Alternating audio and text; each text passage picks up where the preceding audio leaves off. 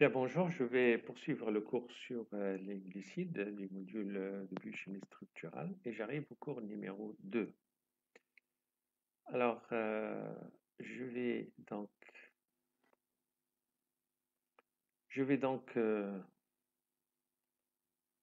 continuer au niveau de la filiation de la série D des aldotrioses jusqu'au aldohexose. Alors, on va voir cette filiation de sucre de la série T et on a vu la dernière fois la molécule la plus simple du triose qui est le D-glycéraldéhyde. Donc c'est cette molécule-là, c'est la série D puisque le OH le plus près du carbone le plus près de l'alcool primaire est vers la droite, donc c'est la série D et il s'agit de la D-glycéraldéhyde. Alors pour passer de ce triose à un tétrose, je vais ajouter donc un carbone, un CHOH, et ce CHOH, comme c'est un carbone asymétrique, il va s'ajouter avec soit un OH à droite, et dans ce cas-là, j'obtiens un triose, donc un sucre à 4 carbones, un aldotriose, puisque la fonction réductrice de ce sucre est un aldéhyde. Cet aldotriose à 4 carbones s'appelle le D-érythrose. Si le OH maintenant se positionne à gauche, j'obtiens une autre molécule, un autre stéréoisomère de celui-là, qui est le D-triose.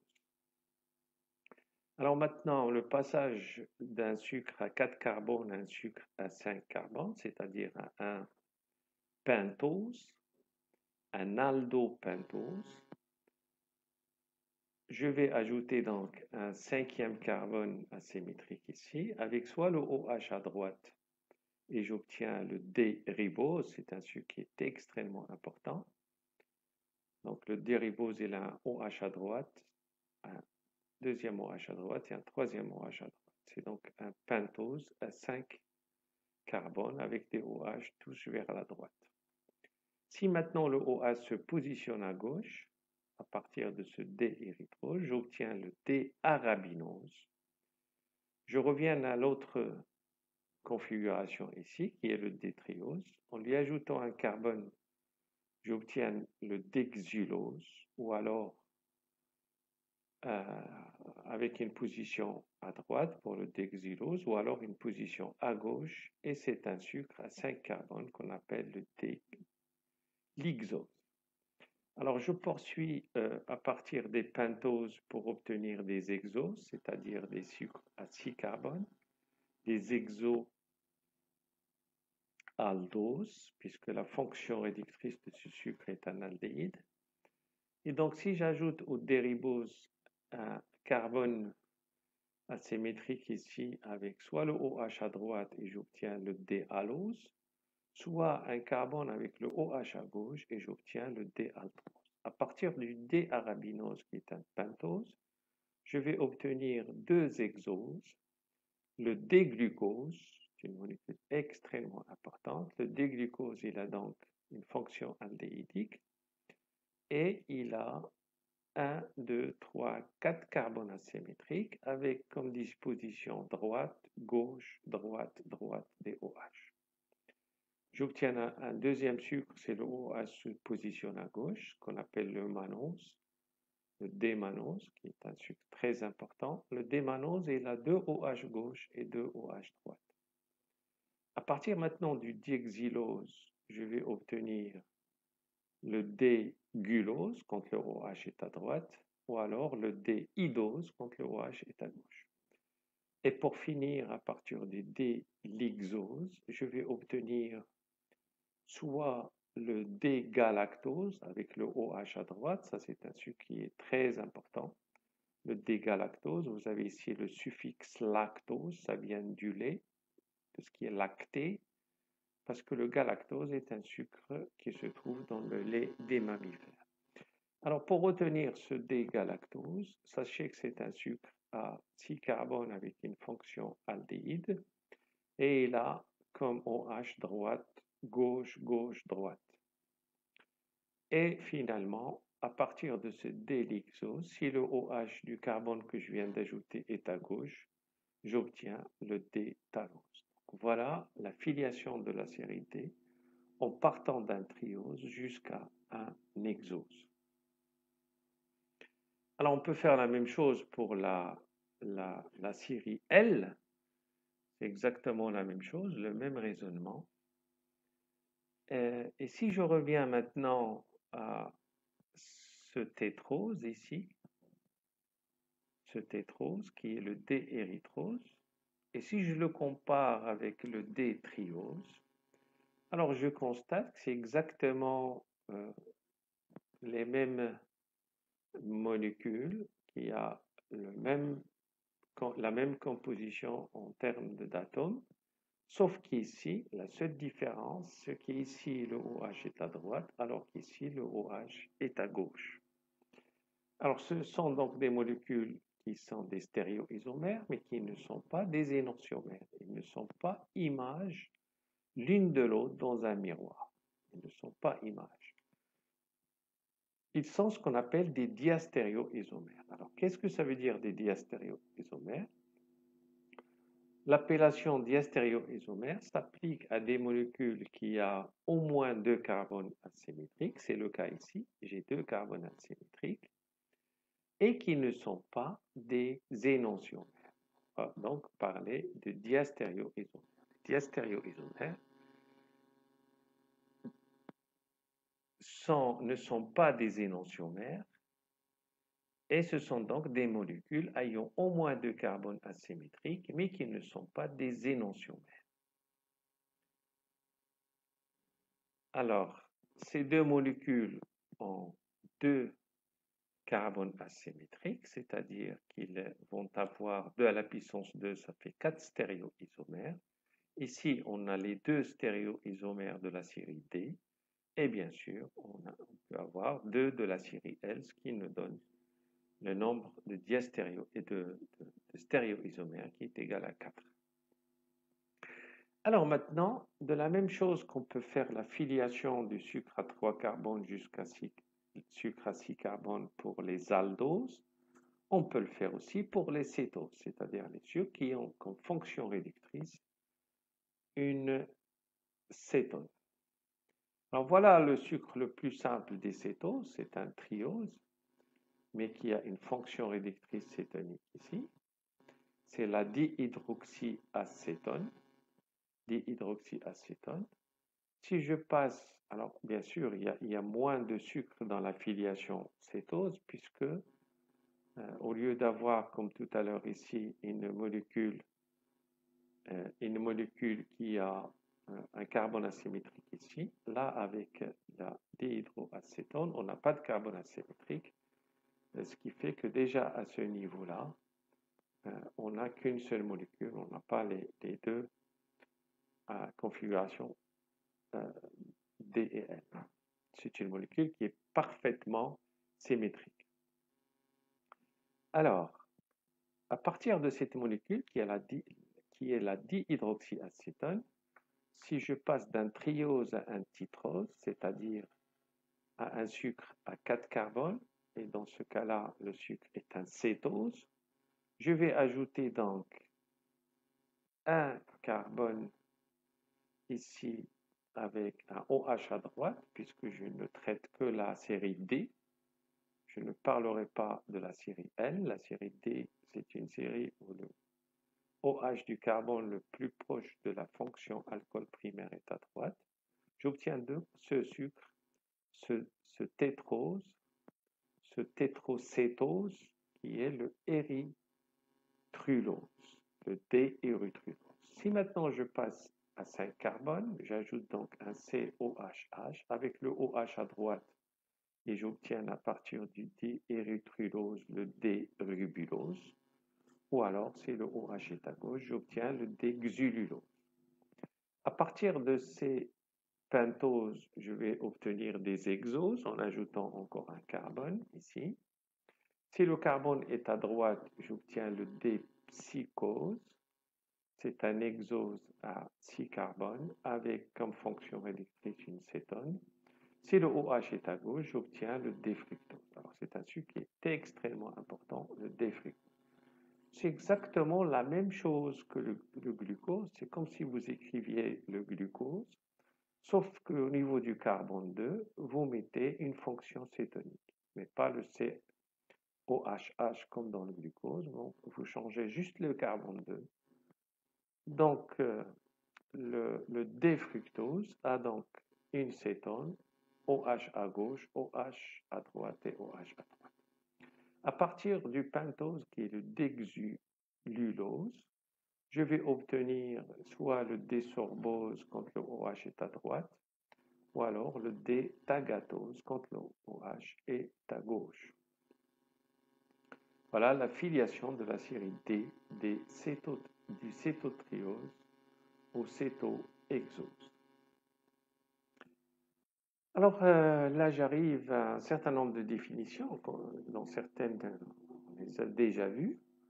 Alors je rappelle, les stéréoisomères, c'est quoi un stéréoisomère? Ce sont des molécules qui ont exactement la même formule, le même nombre d'atomes, sauf que la position de certains atomes dans l'espace est différente. Ce sont donc des composés ayant la même formule brute et développée, mais qui diffèrent par l'arrangement spatial des atomes. Alors bien sûr, cette différence d'arrangement spatial peut engendrer des propriétés optiques, physiques ou chimiques qui sont différentes. Donc vous voyez, une molécule qui a le même nombre d'atomes, mais dont la disposition dans l'espace est différente, peut engendrer des propriétés différentes. Et je rappelle donc les énantiomères. On a dit énantiomères, ce sont des images, des molécules images l'une de l'autre dans un miroir. On les appelle aussi des inverses optiques. Donc ce sont des stéréoisomères qui sont images l'un de l'autre dans le miroir. Donc ce sont des molécules qui ont les mêmes propriétés physiques et chimiques, un même pouvoir rotatoire, mais de signes différents. C'est-à-dire c'est des molécules qui sont capables de dévier la lumière polarisée, mais dans deux sens différents. Voilà donc la définition d'énantiomère. Alors j'arrive maintenant à la définition de diastéréoisomère. Alors nous avons dit tout à l'heure que les diastéréoisomères étaient des composés qui ont au moins deux carbones asymétriques, mais qui ne sont pas des enantiomères. Alors maintenant la définition d'hypimère. Ce sont des diastéréoisomères qui ne diffèrent que par la configuration spatiale d'un seul carbone asymétrique. Et je finis par un mélange racémique. Alors, un mélange racémique, c'est un mélange qui a des molécules d'activité optique différentes, mais dont la somme globale est nulle. Alors, je m'explique. Je peux avoir un mélange avec des molécules qui ont des configurations spéciales différentes. Si je prends un mélange avec deux molécules, une molécule qui va me dévier la lumière polarisée d'un angle alpha, donc plus alpha, mais j'ai dans le mélange une autre molécule qui dévie la lumière d'un angle moins alpha. Alors moins alpha plus alpha, ça donne 0. Et donc le résultat global de la déviation est nul. Il n'y a pas de déviation en fin de compte de la lumière. C'est ce qu'on appelle un mélange racémique. Alors maintenant, on a vu que le sucre pouvait s'écrire d'une façon linéaire, mais qu'en réalité, les sucres ne sont pas des molécules linéaires, mais sont des molécules cycliques.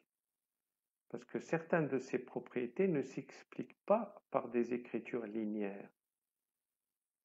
Elles ne peuvent être expliquées, certaines de leurs propriétés ne peuvent être expliquées que si on considère que les sucres sont cycliques. Et en réalité, les sucres sont cycliques. Avant d'aborder la cyclisation des sucres, je vais rappeler deux petites notions, qui est la notion de semi-acétal. Alors, le semi-acétal, c'est ce qu'on obtient lorsqu'on ajoute un aldéhyde, COH, à un alcool. Là, je vais avoir l'hydrogène qui va se greffer sur l'oxygène et cette double liaison sera liée au radical R' avec l'oxygène. J'obtiens donc un OH, COR, c'est ce qu'on appelle un semi-acétal. On aura besoin de cette notion dans la cyclisation des sucres. Deuxième petite notion, c'est le noyau pyrane. Alors, le noyau pyrane, c'est celui-là, et c'est un noyau qui a 6 atomes. C'est un noyau donc cyclique qui a 6 atomes. 1, 2, 3, 4, 5 et 6. Voilà ce qu'on appelle un noyau pyrane. On aura également besoin de cette notion dans la cyclisation des sucres. Alors j'arrive à cette cyclisation de sucre, je vais expliquer comment un sucre se cyclise et pour cette explication, je vais prendre comme exemple le glucose. Donc voilà la molécule de glucose. C'est une molécule qui a une fonction aldéhydique ici. Le glucose, c'est droite, gauche, droite, droite, avec 4 carbones asymétriques. Et c'est la série D, puisque le OH du carbone le plus proche de l'alcool primaire est à droite. Quand on écrit cette présentation sous forme d'un squelette carboné vertical, c'est ce qu'on appelle la projection de Fischer. Alors, comment ce glucose va-t-il se cycliser?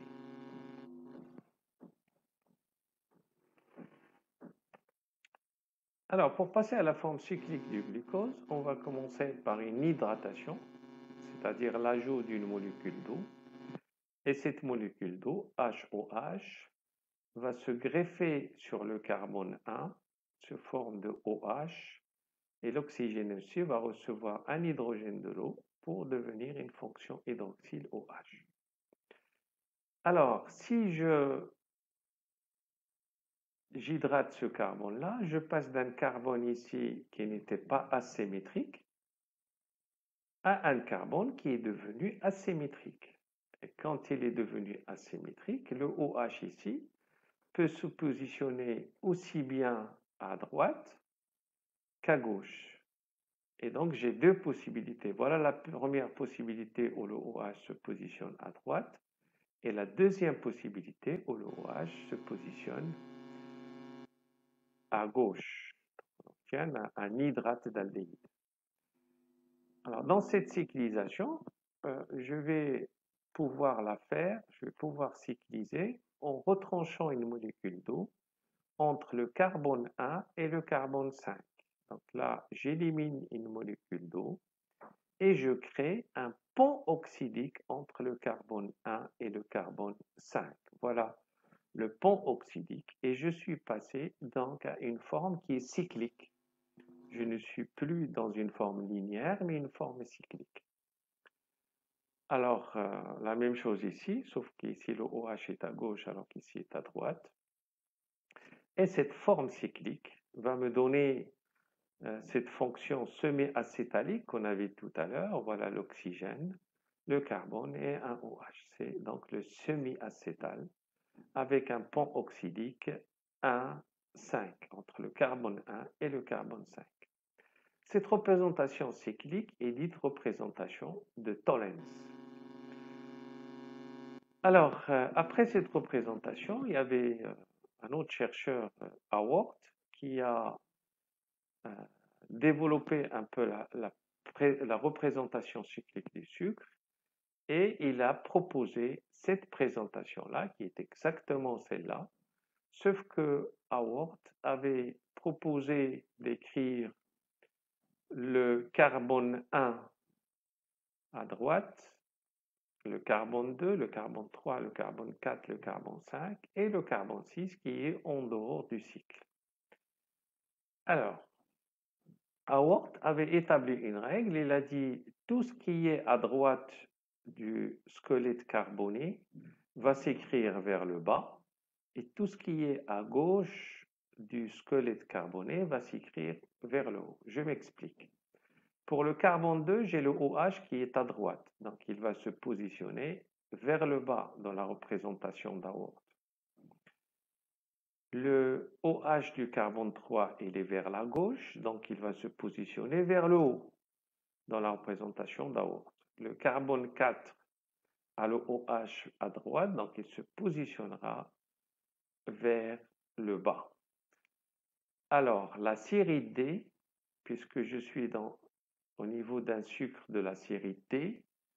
Si je suis au niveau de la série T, le carbone qui ne fait pas partie du cycle, le carbone 6, est écrit vers le haut du cycle. Il est écrit au-dessus du sucre. Si c'était la série L, je l'écrirais au-dessous du sucre. Il se positionnerait ici. Alors maintenant, le nouveau carbone asymétrique va me donner deux configurations. Ici, le OH à droite et la deuxième, le OH à gauche. Si le OH est à droite, ici, et s'il est opposé à la position des C6, c'est-à-dire j'ai le OH du carbone 1 vers le bas et le C6 vers le haut. J'ai donc une qui est vers le haut et l'autre vers le bas.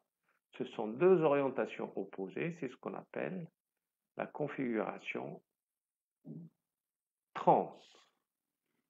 Trans, c'est deux molécules qui sont orientées dans deux orientations inverses. Si j'ai la configuration trans, je vais parler donc de l'anomère alpha. L'anomérie, elle est due au fait que je viens d'avoir un nouveau carbone asymétrique qui va me donner deux possibilités dans l'espace, c'est ce qu'on appelle les anomères. L'anomère alpha quand le OH et le CH2OH sont, le C de la position 6 sont dans une configuration trans, c'est donc l'anomère alpha, et quand elles sont dans une configuration 6, la configuration 6, c'est quand vous avez les deux orientations dans le même sens. Vous avez le OH vers le haut et le C6 vers le haut. C'est ce qu'on appelle une configuration trans. Alors, si j'ai la configuration trans, je parlerai de l'anomère bêta. Alors, je résume, l'anomérie est due au fait que j'ai obtenu un nouveau carbone asymétrique. Elle concerne donc le carbone 1 ici. J'ai soit l'anomère alpha, quand j'ai la configuration trans, soit l'anomère bêta, quand j'ai la configuration 6. Voilà donc la représentation d'Haworth.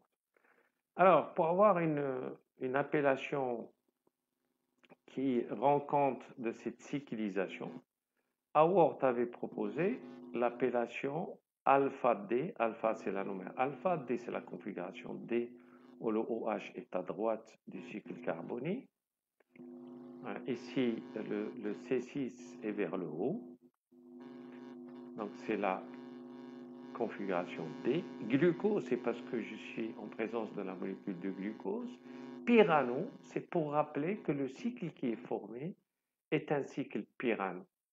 Pyrane, on a dit tout à l'heure que le cycle pyrane avait 1, 2, 3, 4, 5, 6 atomes. Donc c'est un cycle pyrane. Donc c'est pour bien signifier que le cycle est un cycle à 6 atomes.